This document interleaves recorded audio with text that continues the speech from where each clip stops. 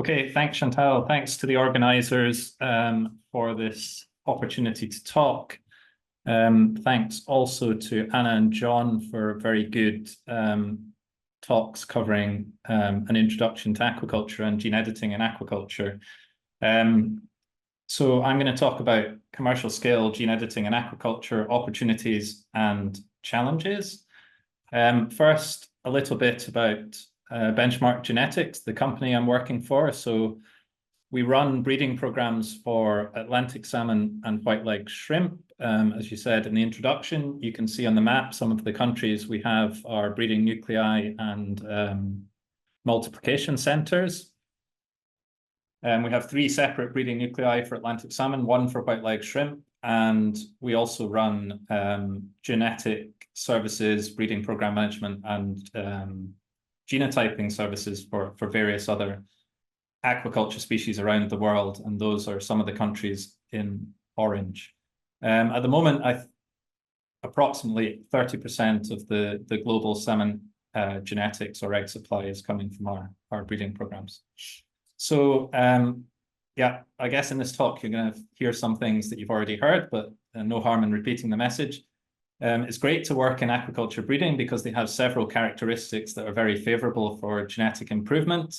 Most of them have external fertilization, which leads to the possibility for very flexible mating designs combined with a very high fecundity. So typically a single female can produce anything from hundreds to millions of offspring, depending on the species. So it's a very nice setup for powerful genetic studies and breeding programs. And as was mentioned in both talks, they're also early in domestication process, and this means that there's a large amount of standing genetic variation to work with. So we can see, and we have seen, rapid cumulative and sustainable genetic gains with well-managed selective breeding programs. This is a core technology that underpins genetics in aquaculture and will do even with the advent of the more modern breeding technologies. The benefits of this genetic improvement are observed throughout the production and supply chain. Here's just an illustration of a breeding program we were managing for Nile tilapia.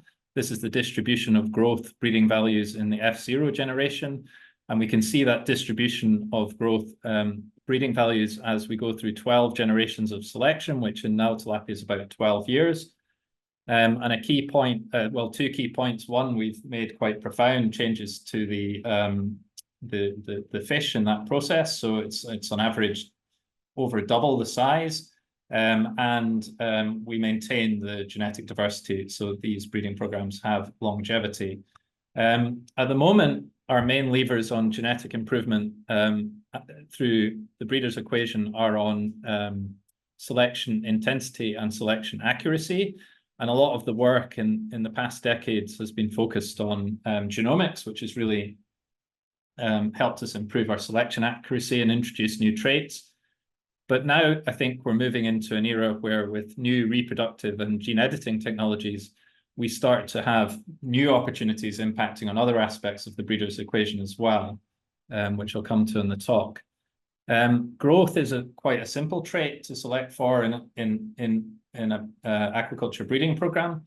But one of the main production issues facing all aquaculture species is infectious disease. A couple of perhaps differences to terrestrial livestock production is that there's quite limited opportunities for vaccination, biosecurity and treatments. They're either not available or not feasible. It's been estimated that less than 1% of farmed fish are vaccinated globally. And when it comes to invertebrate species like shrimp, it's not possible because they don't have the same type of adaptive immune system. And this is a key difference to terrestrial livestock production. So genetic innovations have a particularly high potential to prevent and tackle disease in aquaculture. One of the early examples was resistance to a viral disease called infectious pancreatic necrosis in salmon, where 2 groups independently found a large QTL explaining most of the genetic variation in this trait. You can see from the figure at the bottom the difference in mortality levels between the different genotypes. A dominant acting resistant allele, meaning that there's almost no mortality in any of the salmon that carry at least one copy of the resistant allele. And this was very rapidly taken up by the industry through marker-assisted selection. And these are just some data from one company showing the impact that that had on preventing mortality due to this disease in farm salmon. So really transformative impact of genetics on a health trait. It's not so easy for every trait, and we'll come to why gene editing may offer significant opportunities for some other traits. There are, however, some traits that are highly heritable but are not controlled by major QTL, so they're controlled by many different loci of smaller effect. And an example here is resistance to cardiomyopathy syndrome in salmon. So this is another viral disease that causes very significant problems late in the production cycle, including morbidity and mortality. And over a number of years, we've developed and refined a challenge model that effectively measures resistance on the siblings of the selection candidates. So this diagram shows how a typical genomic selection program would take place in an aquaculture breeding program. And that's allowed us and others in the industry to produce genetic products that have differences in overall survival when there's CMS pressure, as there often is in many of our production environments. And you can see that contrast in overall survival. And these are the types of data that really illustrate to farmers the value of what genetics can bring in terms of disease resistance and health traits. So there's been some good success stories and in salmon and other aquaculture species. So let's look into what are the next frontiers. I think we've heard a lot about sterility for very good reason. It's a really important trait and goal in aquaculture breeding for several reasons. So achieving sterility in production fish has both direct benefits, and John described this well, so and Anna as well. So preventing interbreeding with wild fish in escapees, which is also important for future gene editing applications. And then the more direct benefit of preventing maturation of production fish, which is a production issue and valuable to the producer. And then when you start to integrate into a breeding program, you get these indirect benefits as well. So sterility and maturation is a conflicting trait in a breeding program. We actually select for late maturation for production reasons, but we want in a breeding program, if possible, to have as short a generation interval as we can. So if we achieve sterility via other means, we are free to experiment with reducing generation interval, and it makes it easier to achieve a high maturation rate of candidates in the program. Also, removing a trait from the breeding goal is always a good thing. So if we can achieve sterility with molecular methods, we don't have to include it in the selection index, so we can put more weighting on other traits, and that's going to favorably impact several production quality and health traits. There are methods for achieving mass scale sterility in salmon. You've heard today. I think I've put them into three main categories. One is triploidy. So this is applying pressure treatment to the fertilized eggs so that they don't extrude the second polar body during meiosis. This is actually available commercially and approved in some geographies with very standard methods for application and validation. The method's applied directly to the production eggs, but as Anna mentioned, there have been some concerns with robustness, particularly in some production environments. They're more susceptible to certain environmental conditions, and they require specific production environments to perform well. So that's the downside of the triploidy. We also have gene modification methods of achieving germ cell inhibition by delivering molecules directly to inhibit key germ cell development genes shortly after fertilization, for example, antisense molecules. This can also be applied en masse to production eggs and is expected to result in normal development and production. methods are still in development or refinement for that. And regulatory environment is a little bit uncertain with that technology and depends on geography. And then what we've already heard about today, it's germ cell inhibition or ablation using gene editing methods, which should also be very effective and lead to normal development and production. But and methods are in development and quite advanced in their efficacy, but there are currently major regulatory barriers.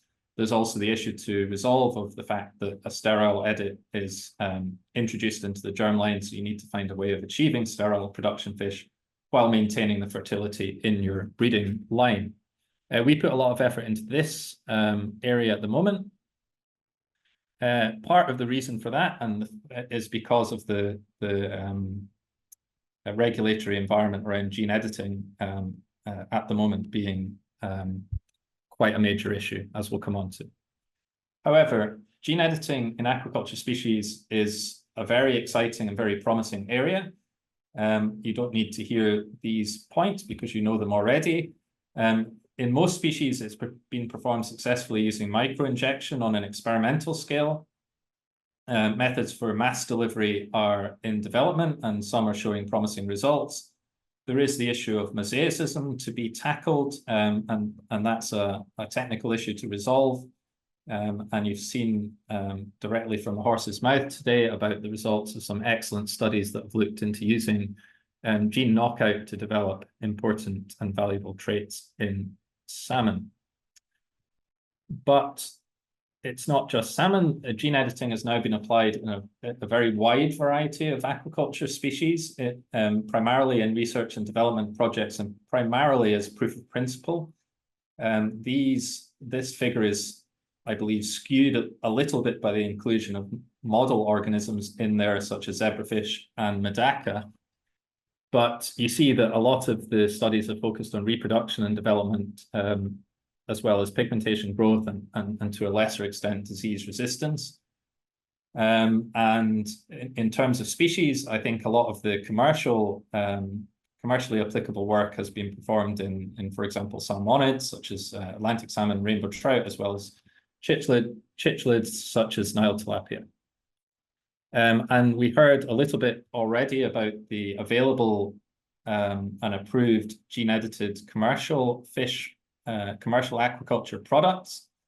There are 4 that I could identify. So from reading the literature, 2 of which Anna described. There's also an olive flounder species in Japan from I believe the same group that's also a target for targeting the leptin receptor gene for higher growth rate. And the Nile tilapia, which is another myostatin knockout for higher yield, and that's been approved in Argentina and Brazil.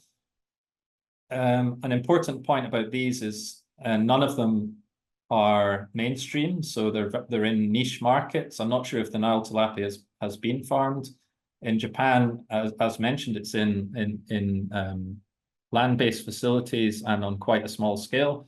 We haven't yet reached the mainstream application of gene editing in commercial aquaculture, but for sure it's coming, I believe, in the not too distant future.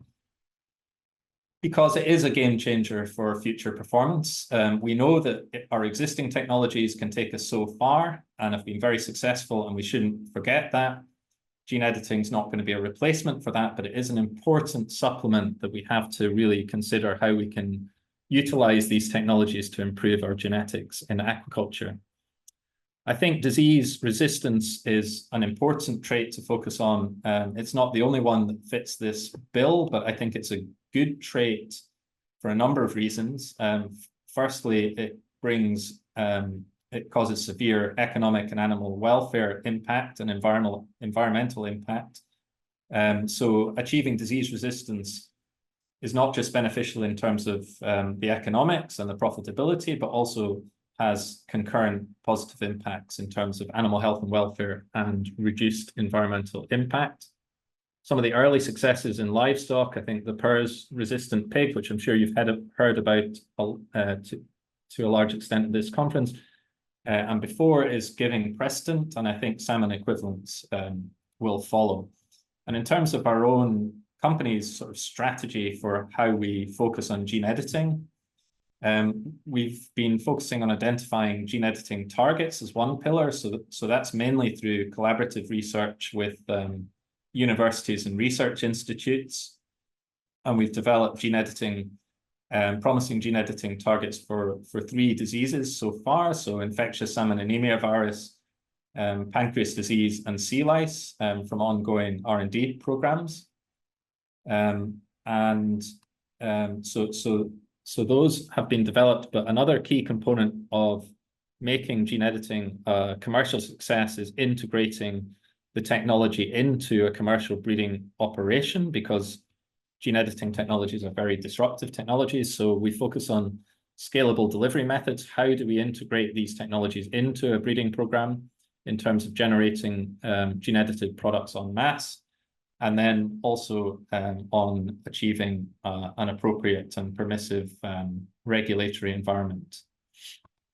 I think you've already heard a little bit about surrogate broodstock and germ cell technologies, but I think this is an important part of the story because it holds a lot of potential for doing several innovations in reproductive technologies. We have this recently funded project by the Norwegian Research Council, pointing out that Norway is funding a lot of research into gene editing and reproductive technologies, even if their regulatory system is not yet allowing for seawater trials. And one of the interesting things about surrogate broodstock technologies is this possibility to isolate germ cells from donor broodstock, potentially culture them, edit them, and transfer them to sterilized hosts who then produce the donor-derived gametes. And this has been done in Atlantic salmon, including transfer of gene-edited material, genetic material, germ cells, and also interspecies transfer of donor germ cells, as John mentioned. In this project, we're also focusing on optimizing germ cell culture and methods and conditions. For example, we see 2D cell cultures suitable for propagation of germ cells, and 3D cell cultures have some promise also for germ cell differentiation, which is quite interesting. So it's a method for generating gene-edited gametes en masse, which can include the sterility trait. It's also a method that can amplify and disseminate elite germplasm, whether edited or not. Alternative method for monosex production without hormones, as is currently the typical way it's done, and potentially reducing generation interval. In terms of targets, we've been, one of the examples is infectious salmon anemia virus. Here we use comparative biology with human influenza to identify targets from a genome-wide CRISPR screen. We then knock those targets out in salmon cell culture, assess the impact on viral infection, and saw 1 or 2 candidates that cause a major reduction in viral infection. We're at the stage of validating that phenotype in vivo just now. Interestingly, we've, I should say this is work I was involved in my previous job at Roslin, not in my current job with Benchmark, but we've been developing pooled CRISPR screens in cell culture in aquaculture cell lines and in salmonid cell lines. I think this is a really interesting way to develop potential gene editing targets for in vivo testing. This is what we did with a Chinook salmon cell line. We were looking at infectious pancreatic necrosis virus, which I talked about earlier. We transduced a guide RNA library corresponding to theoretically every gene in the Chinook salmon genome, challenged the cells with the IPN virus versus a mock challenge control, and used survival of cells as a screening method, sequenced and looked for enrichment of guides to highlight resistance-associated genes. It's a nice unbiased way of looking for editing candidates. And we've done this work previously where we showed that this NED8 activating enzyme gene, or NEAE1, was likely to be the candidate underlying the QTL that we found, I described earlier. And this came out near the top of the list of the screen. So it's a two-way validation, which I thought was quite nice. it shows the method's effective, and it provides unbiased evidence for the QTL gene. But another point is that there are multiple other genes, and this wasn't the top gene on the list. So this shows the value of the approach to identify disease resistance candidates that don't exist naturally in the population and provide new genetic variants that could potentially be introduced to develop disease resistance.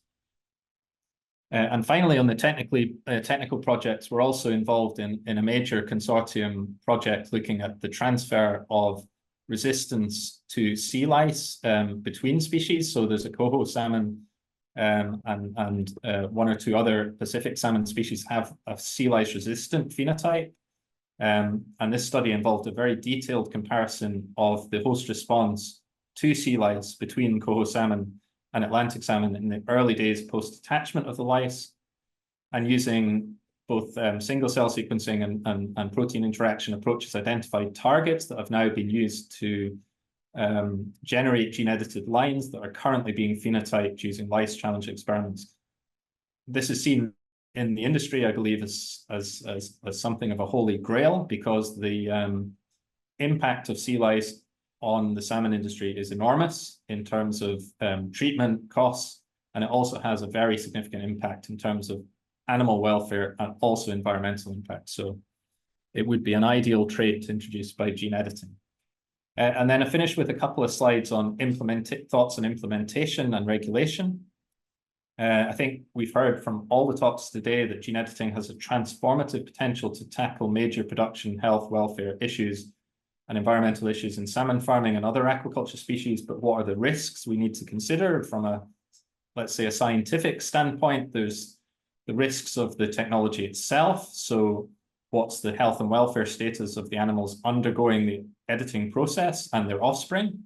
I believe that has been already well tested for some cases and can easily be tested for others. There's the off-target effects due to unwanted editing at other genomic locations.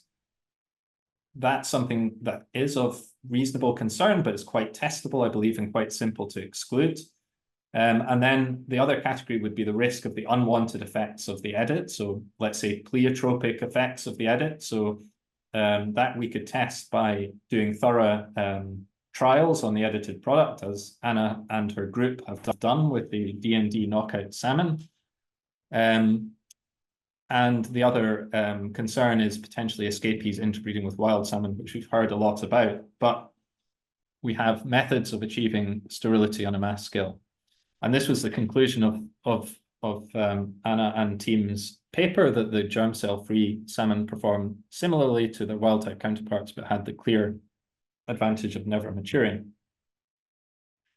And then just the final point I would say, in keeping with the purpose of the meeting, is the uncertainty of the regulatory environment is an enormous barrier to investment, innovation, and application of gene editing. The current GMO legislation is largely prohibitive to commercial application at the moment for most companies. Despite the very promising results that have come out of collaborative or company R&D programs, that remains the case. Gene editing has thankfully prompted many countries to review the regulatory paradigms, and there's some consensus around light touch regulation for cisgenic gene-edited changes, which I think which could have occurred by natural mutation, which I think is very sensible. But we're in this situation, I believe, where the degree of scientific technical progress, the amount of investment that can be put in, particularly from a commercial point of view, and the need for progressive regulatory changes are all interrelated. For example, the chances of getting to the stage where a company has developed a gene-edited sea lice resistant sterile salmon are much higher with a higher level of investment. But who's going to invest in that when the regulatory environment for the product is so uncertain at the moment? So we have this slight paradox in that situation. That's why I think meetings such as this are very important to make progress on the regulatory situation. And that's all I've got to say. So thank you very much.